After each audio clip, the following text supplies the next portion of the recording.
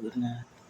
ମୁଁ ଆପଣଙ୍କ ପ୍ରିୟ ସୁଶାନ୍ତ ଆପଣଙ୍କୁ କହୁଛି ଭଲ କଥାଟି। ଆପଣଙ୍କୁ ଯଦି ଖରାପ ଲାଗିବ, ଆପଣଙ୍କୁ ଖରାପ ଲାଗିଲା ଯଦି ଗାଳି ଦେବେନି। ମୁଁ ଭଲ କଥାଟି କହୁଛି, ଆପଣ ପୁଡ଼ିଆଟି ସିଗାରେଟଟି ଖାଉଛନ୍ତି ଛାଡ଼ି ଦିଅନ୍ତୁ। ସିଗାରେଟ, ମଦ, ଗୁଟୁକା, ପୁଡ଼ିଆ ସବୁ ଯେଉଁ ଖାଉଛନ୍ତି ଆପଣ ଛାଡ଼ିଦେବେ। ସେଥିରେ ଆପଣ ପରିବାରକୁ ବି କ୍ଷତି, ଆପଣଙ୍କୁ ବି କ୍ଷତି। ଆପଣ କ୍ୟାନ୍ସର ହେଲେ ଆପଣ ମେଡ଼ିକାଲ ଯିବେ, ମେଡ଼ିକାଲ ଗଲେ ଆପଣଙ୍କୁ ବହୁତ ଖର୍ଚ୍ଚ ବି ହେବ।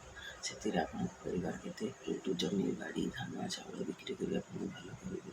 ଆପଣ ଗୋଟେ ବାଣ୍ଡ ପୁଡ଼ିଆ 10 ଟଙ୍କିଆ ପୁଡ଼ିଆଟେ ପାଇଁ ଖାଇଦେଇକି ରାସ୍ତାରେ ନାଲିଆ ପାଟିଟେ କରିଦେଇକି ଛିପ କରିଦେଇକି ଷ୍ଟାଇଲ୍ ମାରିକି ଗୋଟେ ବାଇକ୍ଟେ କରିଦେଇକି ଚାଲି ଯାଉଛନ୍ତି। ଗୋଟେ ଏକ୍ସିଡେଣ୍ଟ ବି ହେଉଛି, ମରିଯାଉଛି। ଆପଣଙ୍କ ପରିବାର କାନ୍ଦୁଛି, ଆପଣଙ୍କର କିଛି ସାମନେ ପରିବାର ଏଠି କାନ୍ଦୁଥିବେ। ମେଡ଼ିକାଲରେ ଭଲ ହେଇଗଲା କେତେ ଟଙ୍କା ଖର୍ଚ୍ଚ ହେବ। ସେଥିପାଇଁ ଆପଣଙ୍କୁ କହୁଛି, ଯଦି ଆପଣ ଗାଳି ଦେବାର ଅଛନ୍ତି ମୋତେ ଗାଳି ଦିଅନ୍ତୁ, ମୁଁ ସେଥିରେ ଦୁଃଖ ନାହିଁ। କିନ୍ତୁ ଆପଣ ବାଣ୍ଡ ପୁଡ଼ିଆକୁ ଛାଡ଼ି ଦିଅନ୍ତୁ। ସେଥିପାଇଁ ପୁଡ଼ିଆ ଛାଡ଼ିକି ଆପଣ ଭଲ ଜିନିଷ ଖାଆନ୍ତୁ, କ୍ଷୀରଟେ ପିଅନ୍ତୁ, ଚାହା ପିଅନ୍ତୁ, ସବୁ ଏଇ ଜିନିଷ ଖାଆନ୍ତୁ, ଭଲ ପରିବା ଖାଆନ୍ତୁ। ଖାଇଲେ ଆପଣଙ୍କ ଦେହ ବି ଭଲ ରହିବ, ଆପଣଙ୍କ ପରିବାର ବି ଭଲ ରହିବ। ଯଦି ମୋତେ ଖରାପ କଥା କହିବାକୁ ଚାହାନ୍ତି, ମୋ ବାଳ ଚଢ଼ିଯାଏ। ଆପଣଙ୍କୁ ଭଲ କହୁଥିଲି, ଖରାପ କହୁନାହିଁ।